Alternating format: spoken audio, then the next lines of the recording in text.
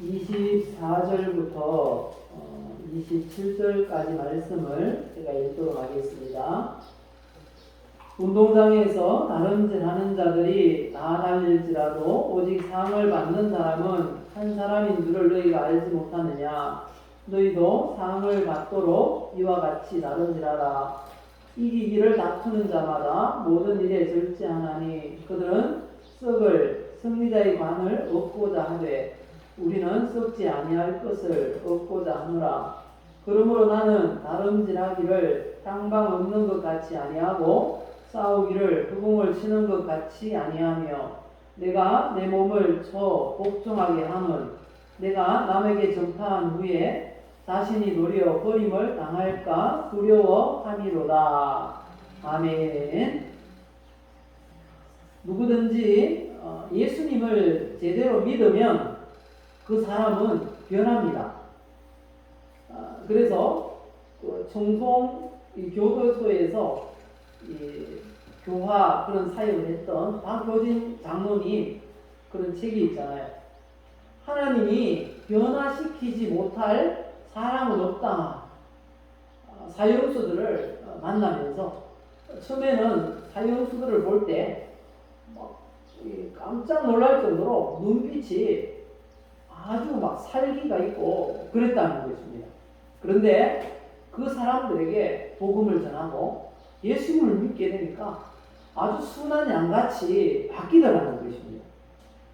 몇 번 그걸 체험하고 나니까 나중에는 그런 확신을 가지게 되었다는 거죠. 하나님이 변화시키지 못할 사람은 없구나 라는 것입니다. 누구든지 예수님을 제대로 믿으면 그 사람은 변하는 줄 믿습니다. 성령님이 그 사람 안에 들어오셔서 변화시키기 때문인 것입니다. 성경은 예수님 믿기 전의 사람을 옛사람 그렇게 말씀하고요. 예수님 믿고 난 이후의 사람을 새 사람이라고 그렇게 말씀하고 있습니다. 에베소서 4장 22절 이하에 보면 그렇게 말씀하시는데요. 너희는 유혹의 욕심을 따라 썩어져가는 구습을 따르는 옛사람을 버리고 이렇게 말씀합니다.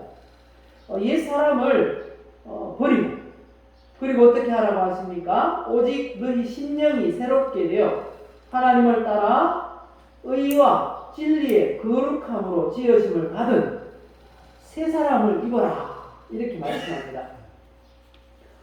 우리가 옛 사람입니까? 새 사람입니까? 예, 우리는 새 사람입니다. 그런데 아직 온전한 새 사람이 덜 됐어요. 옛 사람에서 새 사람으로 지금 만들어져 가는 과정 중에 있습니다. 옛 사람에서 새 사람, 이 온전한 새 사람이 되기 위해서 꼭 필요한 게 있습니다. 그게 뭔가 하면 절제라는 것입니다. 그래서 오늘 우리에게 주신 하나님 말씀을 통해서 성령의 열매 절제라는 제목으로 말씀을 전하겠습니다. 이 시간 또 늘 하는 고백대로 우리가 변화되는 줄 믿고 또 우리 한번 하나님 앞에 이렇게 고백합시다. 나는 하나님의 사랑을 받고 있습니다. 하나님은 나를 치료하십니다. 하나님은 나에게 복을 주십니다. 하나님, 절제하는 성도가 되도록 도와주세요.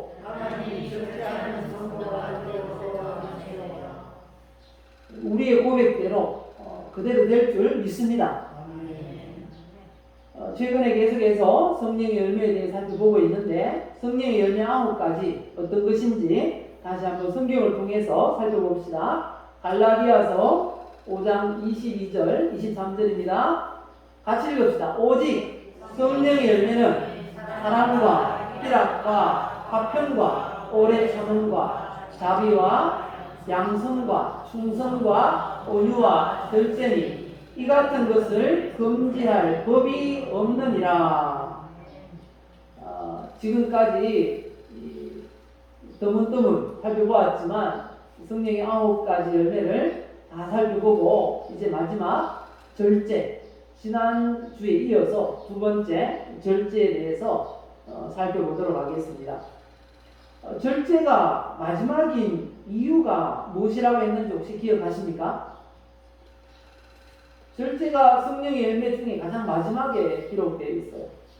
그 이유는 절제하지 않으면 앞에 있는 8가지 성령의 열매를 맺을 수 없다 라는 것입니다. 그래서 결론적으로 절제가 우리 성도들에게 필요하다고 말씀하는 것입니다. 이 중요한 절제 무슨 의미일까요? 잘 아시겠지만 국어사전에 보면 이렇게 되어 있습니다. 국어사전이 뭐라고요? 정도를 넘지 않도록 알맞게 조절하거나 제어함, 이게 절제랍니다. 그리고 영어로는 컨트롤, 디스플린 이렇게 되어 있습니다.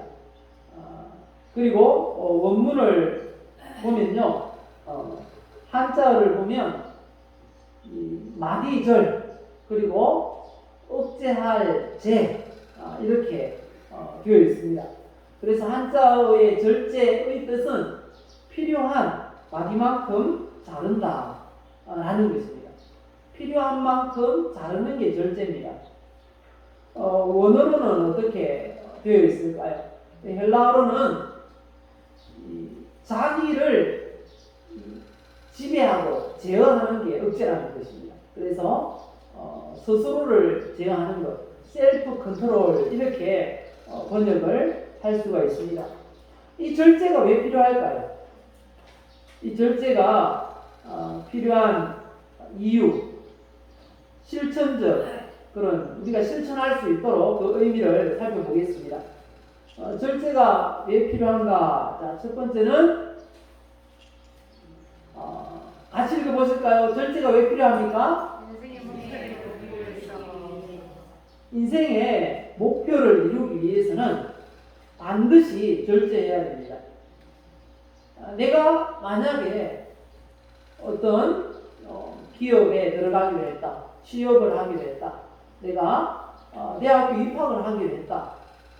목표한 그것이 있다면 막 공부하기 싫고 놀고 싶고 좀 더 자고 싶고 그렇게 해도 어떻게 해야 됩니까?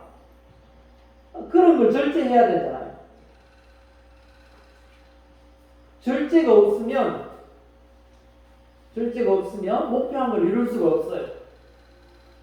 과거에 어떤 교회에 있을 때 격투기 선수가 있었어요. 격투기 선수가 있는데 부모가 그 아들을 보면 이 애간장이 녹는다는 거예요. 왜 그런가 하면 격투하는 건 이렇게 격투기 경기를 하는 건 둘째고 체중 조절을 해야 된다는 거예요. 계체량을 통과해야 되는데 계체량 통과할 때 가면요 그 일주일을 물 한 모금 정도 먹으면서 이 체격을 체중을 맞춘다는 거예요. 그거 보면 막 속이 터진다는 거예요. 잘 먹고 그냥 잘 싸우는 건 괜찮은데 그렇게 절제가 없이는 경기를 뛸 수조차 없어요. 목표를 이루기 위해서는 반드시 절제해야 한다 라는 것입니다. 그래서 고린도 전서 9장에 보면 이렇게 말씀합니다. 운동장에서 다름질하는 자들이 다 달릴지라도 오직 상을 받는 사람은 한 사람인 줄을 너희가 알지 못하느냐? 너희도 상을 받도록 이와 같이 다름질하라. 그리고 같이 읽어보실까요? 오늘 본문 이기기를 다투는 자마다 모든 일에 절제하나니 그들은 썩을 승리자의 관을 얻고자 하되 우리는 썩지 아니할 것을 얻고자 하노라. 세상 사람들도 그 썩을 면류관을 얻기 위해서 그렇게 절제한다는 것입니다. 운동 경기할 때 과거에는 면류관을 받았어요. 월계수 잎으로 엮은 그 관을 받았다는 것입니다. 그런데 그 관은 일주일이 지나고 한 달이 지나고 하면 잎사귀 다 떨어지고 말라서 썩어 없어진다는 것입니다. 그런데 그거 하나 얻으려고 그렇게 절제한다는 거죠. 그런데 성도는 어디에 절제해야 된다고요? 썩지 아니할 면류관을 얻기 위해서 절제해야 된다. 이렇게 말씀하고 있습니다. 인생에 목표가 있다면 절제해야 한다. 꼭 기억하시기 바랍니다. 그리고 절제가 필요한 두 번째 이유 무엇입니까? 사탄의 시험에 넘어지지 않기 위해서 절제해야 합니다. 고린도전서 7장 5절 읽어보실까요? 너희가 절제 못함으로 말미암아 사탄이 너희를 시험하지 못하게 하려 합니다. 절제 못하면 사탄이 우리를 시험한다는 것입니다. 그리고 세 번째, 왜 절제해야 된다고요? 성도와 직분자들이 말세에 올바른 자세로 살아가기 위해서는 절제해야 한다는 것입니다. 디모데전서 3장 2절을 보면 이렇게 말씀합니다. 그러므로 감독은 책망할 것이 없으며 한 사람의 남편이 되며 그 다음에 절제하며 라고 말씀합니다. 직분자는 절제할 수 있어야 된다 라는 것을 말씀하시고요. 그리고 디모데후서 3장에 보면 말세의 특징이 절제하지 못하는 거예요. 그래서 성도는 어떻게 구별되게 살아야 합니까? 절제하지 못하는 세상 가운데서 절제하며 절제를 보여주며 그렇게 살아야 한다고 성도의 자세에 대해서 말씀하고 있습니다. 그리고 절제해야 되는데요. 우리가 어떤 분야에 절제해야 할까요? 우리가 절제해야 될 게 많은데요. 특별히 여기에 절제를 해야 됩니다. 첫 번째는 뭐에 절제해야 된다고요? 정욕에 절제해야 합니다. 사람들이 가장 범하기 쉬운 죄 중에 하나가 정욕이 아닐까라는 생각을 해봅니다. 이 정욕에 관련된 여러 가지 그런 죄들이 있지만 특별히 기독교에서 반대하는 이런 잘못된 비정상적인 이런 성적 지향이 있습니다. 동성애나 소아성애, 수간 이런 것들 지난주에 살펴보았죠. 기독교에서는 이런 것들을 반대합니다. 어떤 분들은 다 자유가 있는데 왜 반대합니까? 라고 질문할 수 있을 것입니다. 왜 반대해야 될까요? 몇 가지 이유를 말씀드렸죠. 첫 번째는 무엇 때문에 기독교에서 반대한다고요? 성경이 금지합니다. 레위기 18장 보시면 이렇게 말씀합니다. 너는 여자와 동침함 같이 남자와 동침하지 말라. 이 남자 간에 그런 관계를 말하고 있습니다. 왜냐하면 이는 가증한 일, 하나님이 싫어하시는 일이기 때문이라는 것입니다. 그리고 또 있습니다. 너는 짐승과 교합하여 자기를 더럽히지 말며 여자는 짐승 앞에 서서 그것과 교접하지 말라. 이는 문란한 일이니라. 이게 지금으로부터 이 레위기 기록될 때는 약 3000년 전이거든요. 그때도 이런 일이 있었다는 겁니다. 그런데 요즘은 더하다는 거죠. 가정에 애완 동물들을 많이 기르는데 그런 애완 동물들과 부정적인 그런 행위를 한다는 것입니다. 그래서 성경이 이렇게 금지하기 때문에 우리 기독교에서는 이런 비정상적인 이런 행위를 정욕적인 문제를 반대한다라는 것입니다. 그리고 두 번째 이유가 무엇이라고요? 왜 반대한다고요?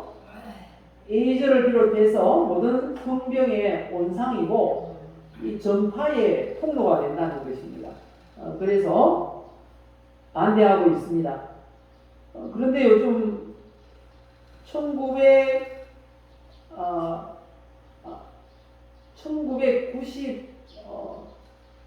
99년부터인가 그 이후로부터는 에이즈가 성병의 원인이라고 말을 못하도록 법제화 시켜놨다고 합니다.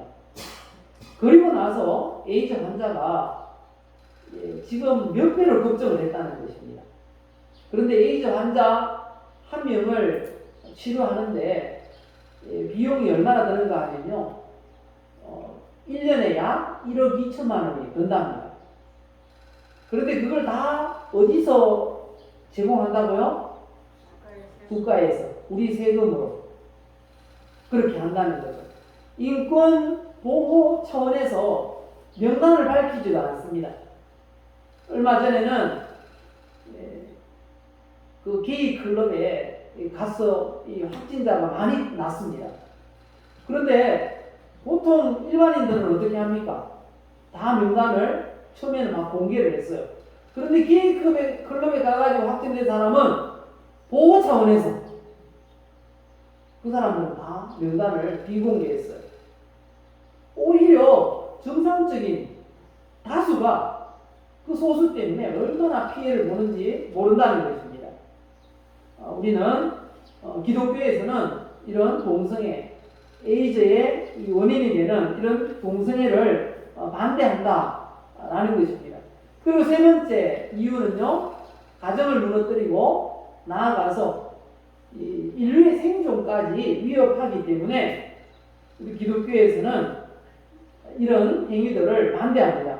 그리고 성경이 이런 정욕을 절제하지 못해서 나라가 망할 수 있다고 경고하십니다.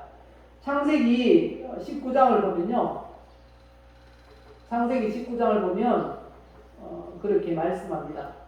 여호와께서 하늘 곧 여호와께로부터 유황과 불을 소돔과 고모라에 비같이 내리사 그 성들과 온 들과 성에 거주하는 모든 백성과 땅에 난 것을 다 엎어 멸하셨더라, 이렇게 말씀합니다. 그리고 뿐만 아니라 이 정욕을 절제하지 못해서 비참하게 된 그런 사람들을 성경에는 많이 소개하고 있습니다. 그 가장 우리가 많이 들었던 예가 삼손일 것입니다. 이 삼손은 이 정욕 때문에 두 눈이 다 뽑히고요, 그리고 쇠사슬에 이 노줄에 매여서 끌려가서 소가 끄는 이 맷돌을 돌렸습니다. 그리고 비참한 그런 최후를 맞이하게 되는데요, 삼손은 하나님께로부터 선택받은 사사였어요.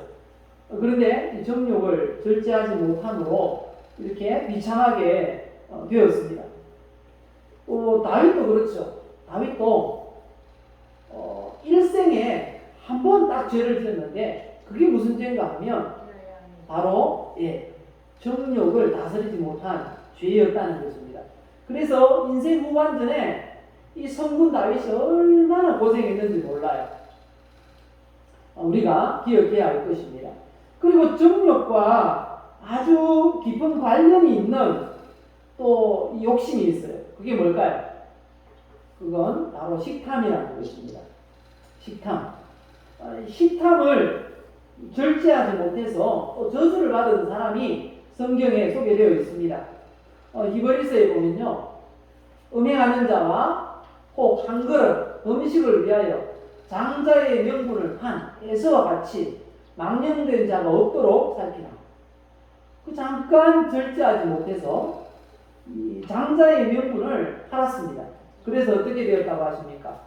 너희가 아는 바와 같이 그가 그 후에 축복을 이어받으려고 눈물을 흘리며 구하되 버림받아 되어 회개할 기회를 얻지 못하였느니라 라고 말씀하십니다.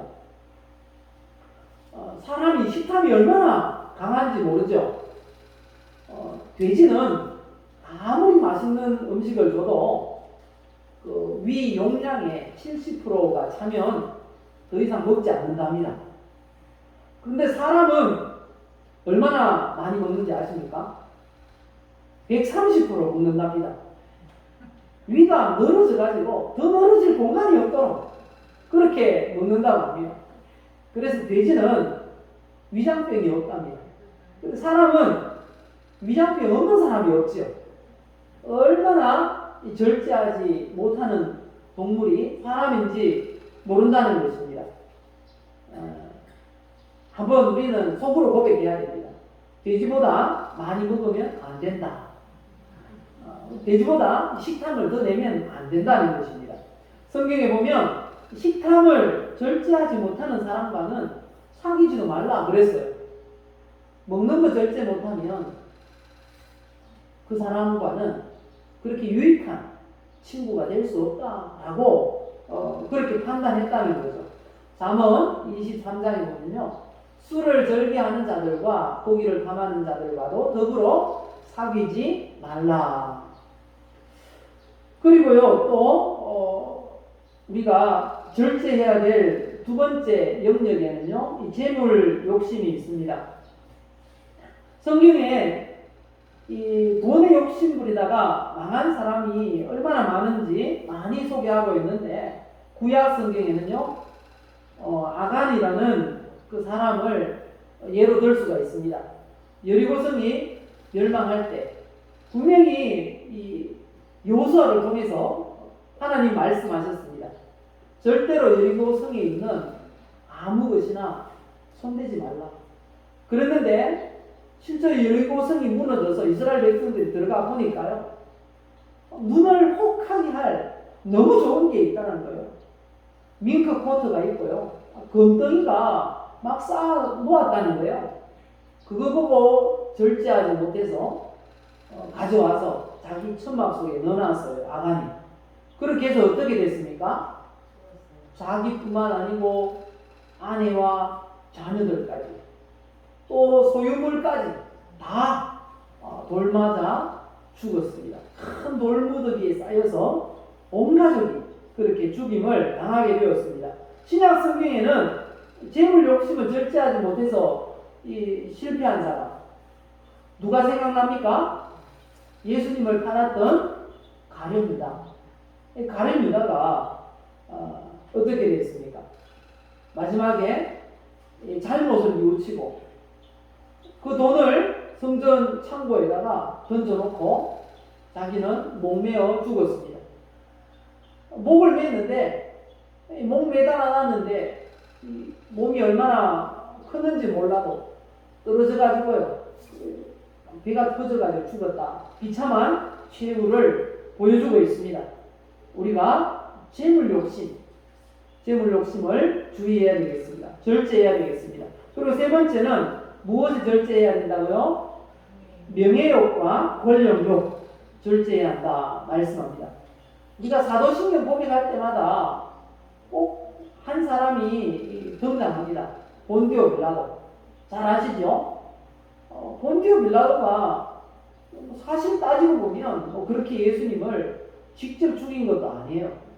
그런데 그때 최고 예수님을 십자가에 못 박게 할 수도 있고 하지 않을 수도 있고 권력을 행사할 수 있는 그 자리에 있었다는 것입니다. 그리고 또 분명한 사실은 예수님께는 죄가 없다는 사실을 본디오 빌라도가 알았어요. 그럼에도 불구하고 백성들이 그렇게 외쳤죠. 예수님을 못 박으라고 하는 유대인들이 그렇게 외쳤어요. 어떻게 해요? 예수님을 죽이지 않으면 당신은 가이사의 충신이 아닙니다. 이렇게 했어요. 그 말 듣고요, 가이사에게 좌천될까 싶어가지고 예수님을 매맞고 십자가에 못 박혀 죽으시도록 내주었다는 것입니다. 그래서 후대인 그 이름이 계속 불명예스럽게 기독교인들의 입에 오르내리게 되었다는 것입니다. 그리고 세례 요한을 목베어 죽였던 헤롯 왕이 있습니다. 이 사람은 왕복을 입고 연설을 했어요. 백성들 앞에 연설을 했는데 백성들이 막 아이고 이건 하나님의 소리다, 사람의 소리가 아니라고 막 칭찬을 했어요. 그런데 자기가 하나님인 줄 알았어요. 그랬더니 하나님께서 치시니까 벌레에 먹어 죽게 되었다라고 사도행전 12장에 기록하고 있습니다. 우리가 이 명예욕, 권력욕을 주의해야 합니다. 그리고 또 절제해야 할 부분이 있습니다. 자, 어디에 절제해야 될까요? 감정. 이 감정을 우리가 잘 절제해야 합니다. 이 감정이라고 하면 어떤 게 있습니까? 생각나는 감정, 기쁨, 그리고 또 기쁨 반대는 뭐죠?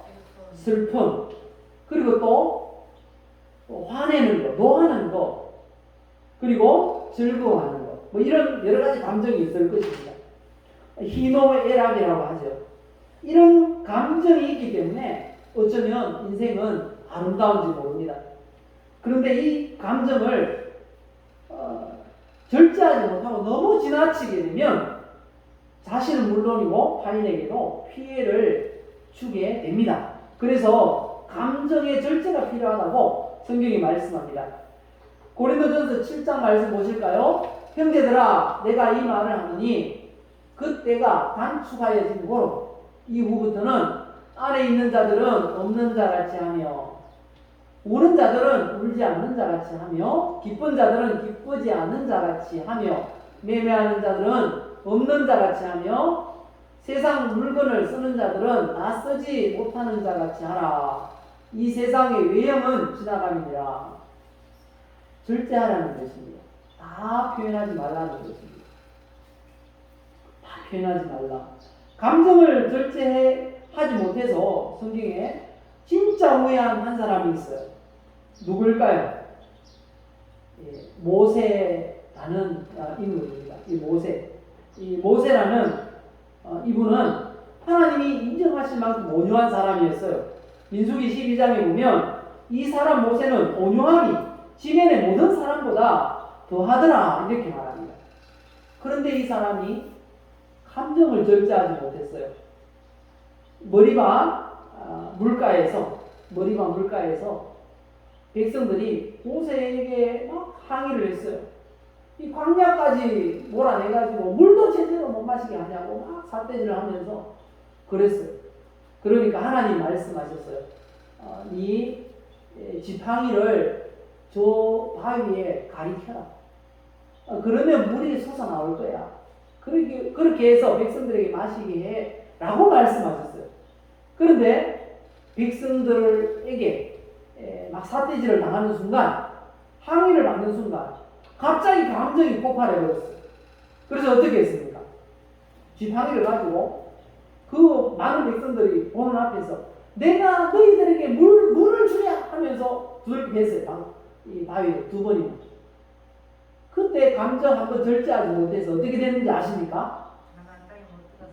가나안 땅을 바라보기만 하고 높은 산에 올라가가지고 그 너보산이라는 가나안 땅 접경 산에 높은 꼭대기에 올라가가지고 한번 바라보라.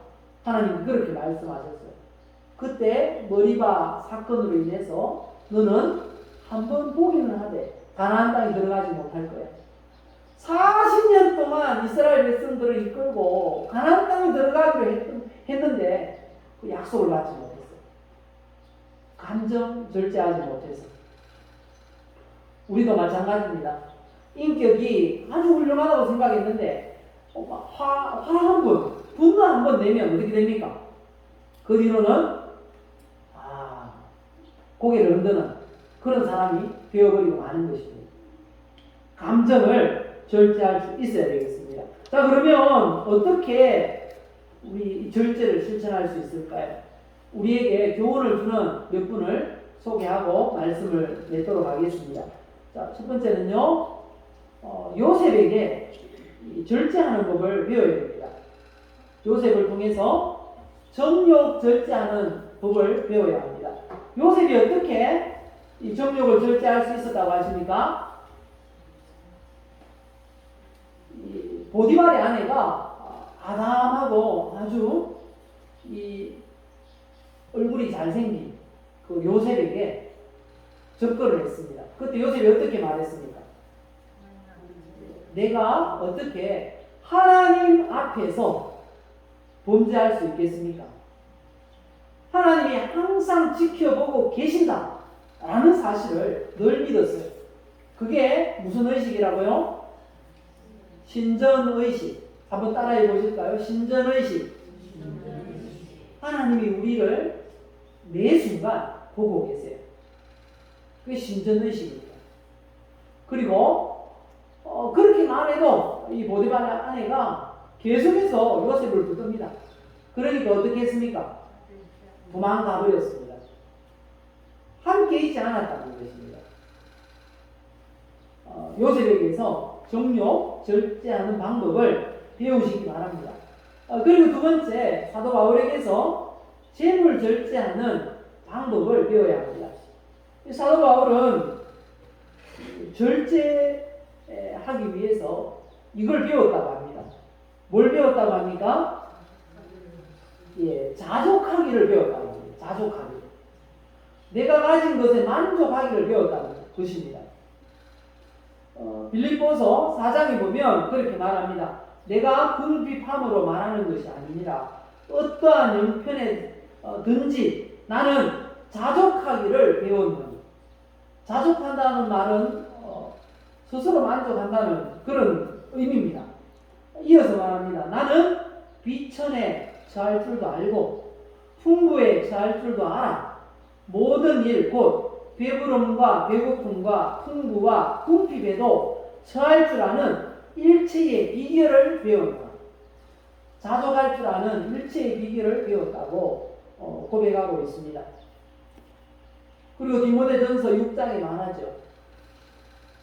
돈을 사랑한 일만하게 뿌리가 되나니 이것을 탐내는 자들은 미혹을 받아 믿음에서 떠나 많은 근심으로써 자기를 찔렀도다. 스스로에게 좋지 않음을 말씀합니다. 그리고 세 번째, 이 절제를 배워야 됩니다. 다윗에게서 이 명예욕 절제 방법을 배워야 합니다. 다윗은 빨리 왕이 될 수 있었어요. 그 선왕이었던 사울을 그냥 기회가 될 때 그냥 죽였으면 언제든지 왕이 될 수 있었어요. 그런데 이 왕이 되지 못한 채로 약 15년을 더 있었어요. 왜냐하면 하나님이 세워주실 때까지 이 편법을 쓰지 않고 기다렸기 때문에 더 늦게 왕이 되었어요. 그렇지만 오늘날까지 성군이라는 이름이 그 앞에 붙게 되었습니다. 왜냐하면 명예욕에 사로잡혀서 하나님의 말씀을 어기지 않았기 때문에 그렇다는 것입니다. 그리고 마지막으로 우리는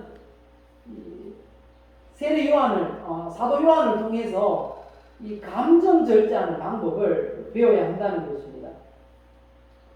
사도 요한이 예수님 처음 만났을 때 별명이 뭐였는가 하면요, 우리의 양, 보아느게 라는 별명을 가지고 있었습니다.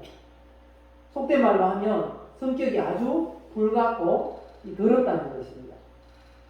욱한다는 거죠. 그런데 그가 예수님과 3년 공생애를 지나면서 완전히 바뀌었어요. 어떻게 바뀌었는가 하면요, 별명이 바뀌었어요.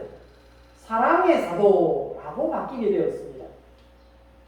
어떻게 그게 가능했을까요?